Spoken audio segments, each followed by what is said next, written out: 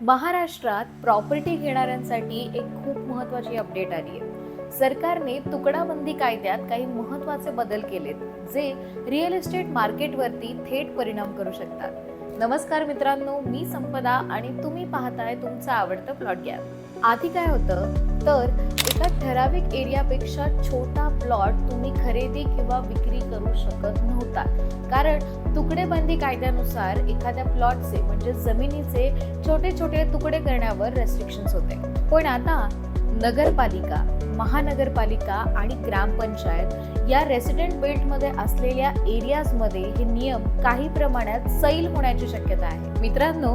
आणि याचा सगळ्यात मोठा फायदा कोणाला होणार आहे माहितीये? तर मिडल क्लास लोकांना. कारण आता कमी बजेटमध्ये कोणीही छोटे छोटे प्लॉट खरेदी करू शकतं. पण दुसरीकडे काही एक्सपर्ट्सचं असं सुद्धा म्हणणं आहे की जर याची प्लॅनिंग योग्य पद्धतीने झाली नाही तर फ्युचरमध्ये अनऑथराइज्ड लेआउट, पार्किंगचे इश्यूज आणि अशा बऱ्याच गोष्टींमध्ये प्रॉब्लेम्स येऊ शकतात. म्हणजेच एकूणच काय तर हा डिसिजन काही लोकांसाठी अगदी गोल्डन अपॉर्च्युनिटी आहे, पण काही लोकांसाठी हा फ्युचरची एक मोठी रिस्क ठरू शकतो. तर मग मित्रांनो, तुम्हाला काय वाटतं, हा बदल सर्वसामान्यांसाठी फायदेशीर ठरणार आहे की मग कोणती रिस्क?